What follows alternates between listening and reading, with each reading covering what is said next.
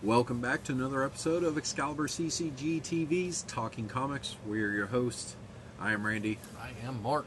And we are here to talk about new books on the shelves for Wednesday, May 9th, 2018. Yes. I have to remember indeed. 7s, 8s, and 9s and all of this.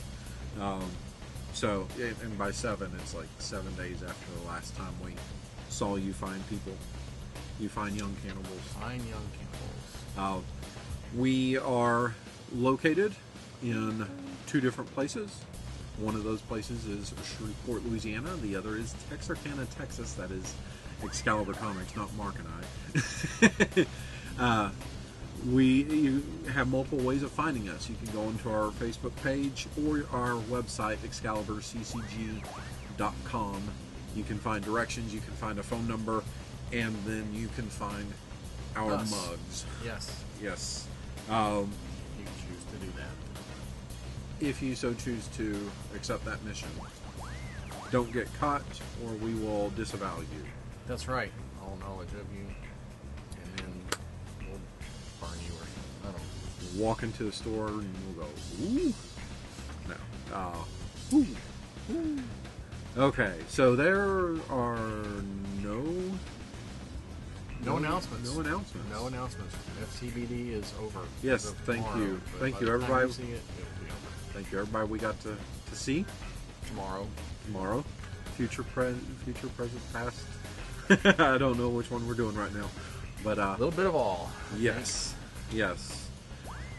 Present us thanks future you for past event. Yeah. For future past events. Something like that. Something yes. like that. Yes. So, just thanks for everybody that participated. I'm sure we had fun. Yes, we know that you made it an overwhelming success. We had joy. We had fun. We had seasons in the sun. Yes, absolutely. Haven't heard that song in a long time. I haven't either. I don't know why that popped in my head. I don't know. We had fun. That's probably a good reason why. There are not a lot of events happening this week, but there are a handful of comics happening. Yep. Mark has one to talk about that I'm excited about. It should be beautiful and should be well written. This is, I guess, issue number 2 from Image Comics, Barrier, number 2 of 5. Yeah. Is the new one coming out from Brian K. Vaughan and Marcos Martin. And it's a small-town crime story that becomes an interstellar adventure. Over 30 pages of story and breathtaking art. But also out is the collector's edition of the first issue. And these are like long waves, right? Yes. So they're not normal comics. You open it up. Yeah, it's like a widescreen theater thing. Same creative team, of course, Marcos Martin. Brian K. Vaughan. We didn't cover number 1, did we? No, because number 1 is coming out on Free Comic Book Day. Oh, okay. And that makes sense. And it's a weekly series, so after Free Comic Book Day, they're putting out 1 and 2 together. Okay. All right, y'all dig in your foxholes with this, with this. This is in the trenches. Yes, from the Eisner Award-winning team behind The Private Eye, Barrier is an unconventional drama about violence, language, and illegal immigration, with a shocking sci-fi twist. After debuting on PanelSyndicate.com, this critically acclaimed 5-part miniseries finally comes to print exclusively from Image Comics. So I guess you can go to PanelSyndicate.com and cheat and see the whole thing, maybe? Yes, I don't know. Probably. After making the massive 50-plus page first issue available to mature readers for free on Free Comic Day. Okay, there we go. This special collector's edition of the first issue is being released in a larger size to match the next 4 issues being released weekly through the rest of May. Printed in its original landscape format and graced with gorgeous cardstock covers, each comic is meant to be a durable work of art, and there are no plans for these print issues to ever be collected, so the only way to own your own copies of this groundbreaking story is by supporting your friendly neighborhood comic shop. Yes, I figured I was not going to cut that one line off there. So, yeah, they're kind of aggravating me by saying that it will not be collected, because eventually it will be. It will be. But, and I definitely want to read this story. Probably a little warning if you are sensitive to some of the social commentary of stuff that's happened within the last couple of years. They do have something here, whereas I have issues of adding that into well-established superhero comics.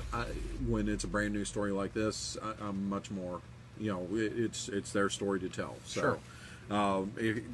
Let that be at least a warning there. Go ahead and pick up the Free Comic Book Day comic, or hopefully you did, so that you can be prepared for this. Give yourself an idea. The way they're if nothing else, just look at the art. Yeah, because Marcos Martin is just flat out awesome. If you've never bought Private Eye, wonderful series that they did.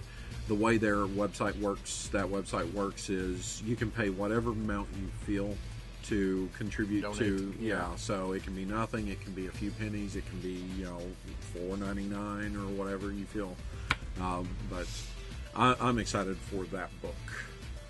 For me, Marvel Comics is giving us the second Hunt for Wolverine miniseries. This one is entitled Adamantium Agenda. Number 1, 4 issues. Tom Taylor and R.B. Silva will be your creative team on there, and Greg Land will be the cover artist. Snicked was the sound that once made blood run cold, and it's a sound in which the Avengers want to ensure it is never used for evil again. I don't know how often it's really been used. Yeah, when did he use it for evil? Yeah, he was mind controlled by the Hand at one point in time, but that was long before the New Avengers or the Avengers were even a part of Wolverine. Due to the promise that they made between heroes, the New Avengers have reassembled once more to make sure that Logan's body isn't misused. Now, Logan's body's up and about, so I don't know if they're talking about like the shell. I'm not sure. I'm confused by that solicit. I'm extremely confused.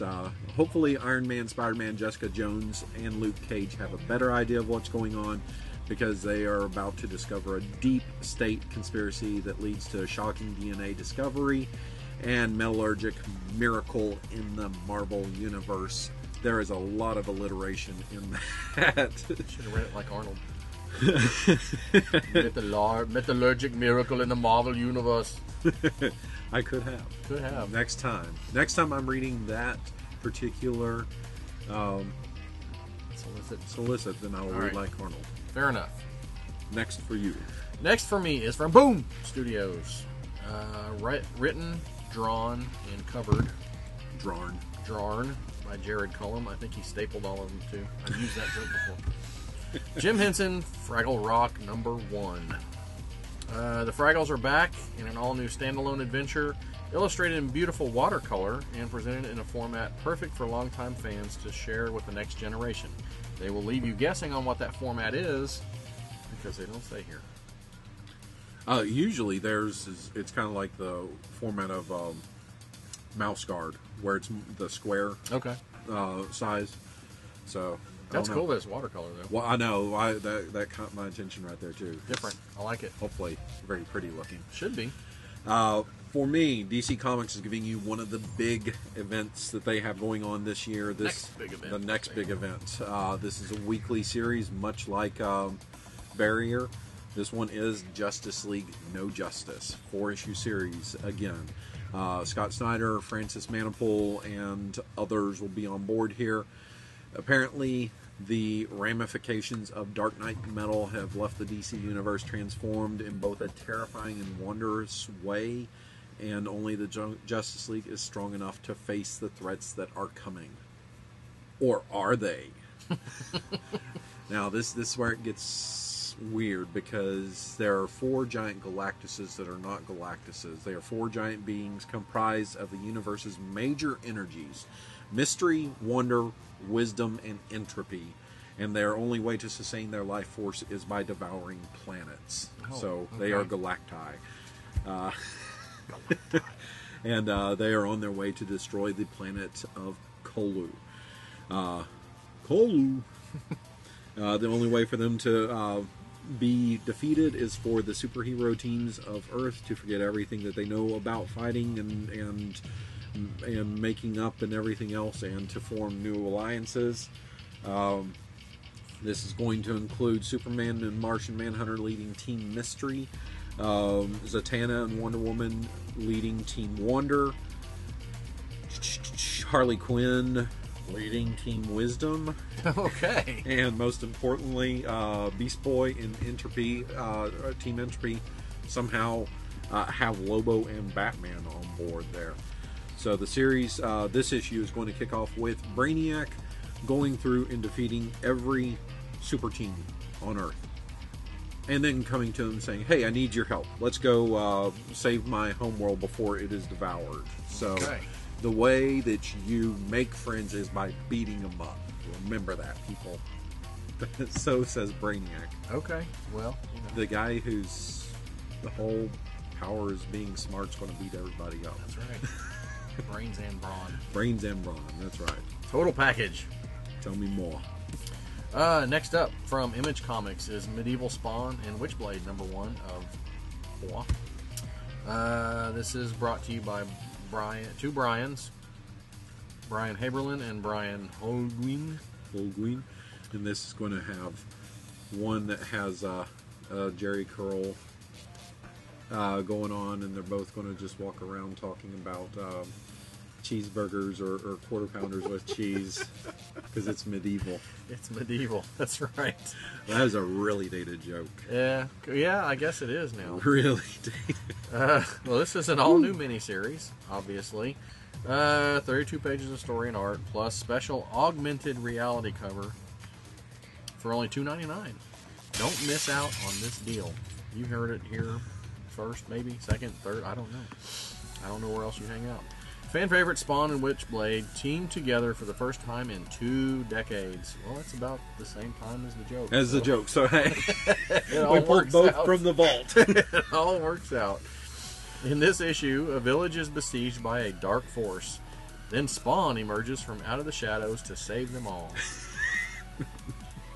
Okay. Is he their savior or their destroyer?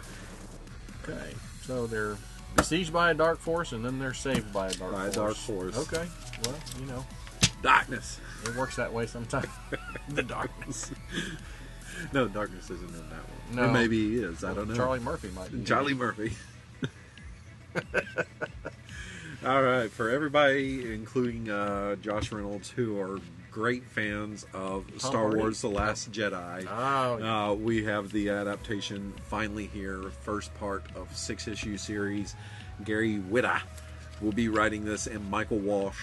Wasn't Michael Walsh the dude that did the America's Most Wanted? Something like so that was him. I guess that now that it's retired, he's drawing books. He's drawing.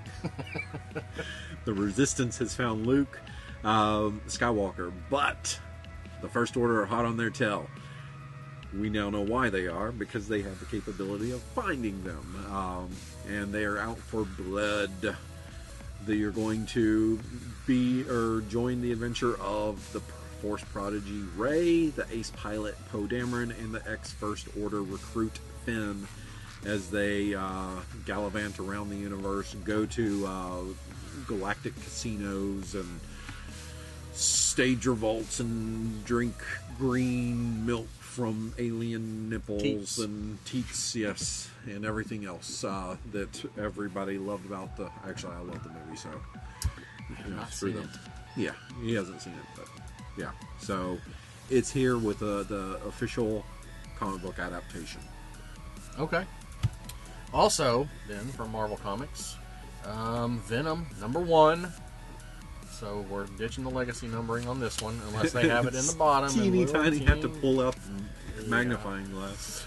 This is Donny Cates and Ryan Stegman, who I will be completely honest, if they were on almost any other book besides Venom, I would probably buy it. But I have no interest in Venom. But it's an awesome. Bring in a whole lot of people. Yeah, to it really is an awesome creative team. In the wake of S.H.I.E.L.D.'s collapse, an ancient and primordial evil has been awakened beneath the streets of New York, and with it something equally evil has awakened in that most wicked of web-slingers, Venom. Still a lethal protector of the innocents in New York, this never-before-seen threat could force Venom to relinquish everything it holds dear, including Eddie Brock. Are we going to do that dance again? We're going to lose Eddie Brock again, or lose Eddie Brock, have Venom being a hero? It's a big circle with that character. Join 2 of hottest creators in comics today, blah, blah, blah.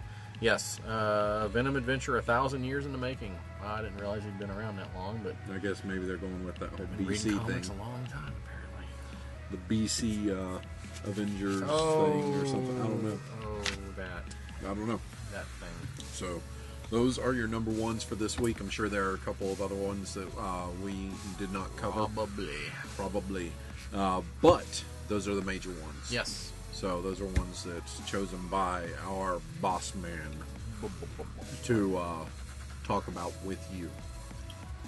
Upward and onward to something else. Yes. We've got our segment in which we discuss an old classic and a new comic. Classic. New classic.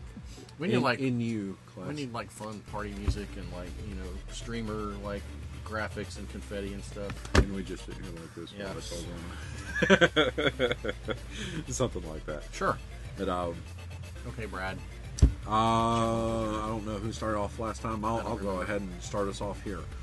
Just read this. We just talked about it. I'm going to talk about it a little bit more. Death or Glory, #1, just out. Amazing book. This is, if you don't remember from last time, Rick Remender on board to write and Bingle on board for the art. Bingle's art is one of the big reasons to pick up this book. It is beautiful from the front cover all the way to the end. It's true. I love the last page inside gives you, just a little picture segment about what happens next in the book. What happened? And when they say, when the editor in the back tells you that they, are finally taking their foot off the gas, they're not lying. This book reads very quickly. I mean, there's a lot to read there, but it reads with a very good pace to it. Set up the story, instantly let us know what to expect with everything. She, the main character here, Glory, so Death or Glory, has, a little play on words there. She is this girl that basically her family lives off the grid. They ditched everything to just go live in like this commune of people, and like her a hippie, filthy hippie. Well, she's more like a gearhead hippie. Okay. So I guess she could be filthy with oil there. But her father is dying from cancer, and they don't have the money to be able to help him, and so she is going to get the money one way that doesn't quite work out how they're expecting, and decides plan B, and plan B is a whole nother shitstorm there. So so it's Plan B's always a shitstorm. Yes. I mean, let's face it. Yeah, so it's really good. Man, can't say enough about the art on the book. No, it is beautiful. Very, very good, and the coloring on it pops with it. So good marriage just between all the people on board. Absolutely. Creatively. Rick Remender always gets teamed up with really good artists. He does, and I'm not always the biggest Remender fan, but he does deliver sometimes. Last Days of American Crime was awesome. Seven to Eternity was awesome, and I've been reading through Fear Agent, and that was I really love Fear really Agent. good. So It's fun stuff. It just depends on if he's in the game with his writing or not. Sometimes it feels like he's kind of. I like Black Science a lot. It's one of those ones that got better as it went along. Yeah. Didn't grasp me with the first issue. Yeah, it definitely got better as it went along. It's a fun book. All right, so mine, of course, old school. We're hanging with Marvel again. This is a very fun book. I gave you a few weeks ago the Marvel feature number 11 that kind of led into this one. This is Marvel 2-in-1 number 50, anniversary issue. Big deal. A beautiful, beautiful cover by George Perez. And Perez. And I this don't is remember how they told us to say it. The Thing Battles the Thing. This is interior is written and drawn by John Byrne. Very beautiful stuff when he was in his prime. This is basically Reed is of course trying to figure out a way to cure Ben Grimm of the Thing so he can look human again. What he comes up with, he says, would have worked in the past, but it wasn't. But his body had become so accustomed to being the Thing that it was getting harder and harder to change him back. So, of course, literally, yes, yeah, literally. So, Ben gets the idea of taking the formula, and this is a time when they had Dr. Doom's time machine at the Baxter building. So he goes back in time to when he first turns into the Thing in hopes of giving himself the antidote when he was early on so he wouldn't be the Thing anymore. And big fight ensues, thing-on-thing action. I had to say it. There's no man-thing in there. No, there is no man-thing, giant size or otherwise. But really fun fight scene, really good dialogue. I like the way Byrne, when the FF first started out, the dialogue was a lot rougher, and the Thing was not the lovable, wisecracking Thing that we all know today. He was a lot more dour and, pissed off. So you see the difference, the two, not just visually, but in their dialogue, which is really cool. So he winds up, of course, modern day Ben gives past Ben the antidote. He travels back to the Baxter building, but he's still the Thing, and Reed explains it's one of those wonky time travel things, but you can't undo the past. What's done is done, that kind of thing. It's that version of it. So he winds up staying the Thing, but he's like, after seeing what I looked like back then, I don't feel as bad about being, I don't feel as bad about my, map. Doesn't look so monstrous anymore. But it's a very, very fun issue. It's, like I said, it's John Byrne back when he was in, in his heyday, in his prime. A very fun book. Recommended to all. Now, he did write the Thing miniseries, or the Thing series. Yes, he did. In the 80s? Yeah, it was in the late 80s, mid 80s? Mid 80s, yeah. Maybe? That actually, when this ended, that picked up because that's a solid series right there. Yeah, that was a great one, including the whole wrestling federation thing. That was cool. Just really good. Treat yourselves if you have not ever gotten a chance to read. Really cool Thing Rhino fight in that series. Yeah, I think Buzz is just figuring out or finding out about all that. He okay. Started reading some of that. Cool. Then for a fun ride. Yes, absolutely. Ride, much like Death or Glory. Yes. Ride. Ride. That's how I ride. Tiny little steering wheel.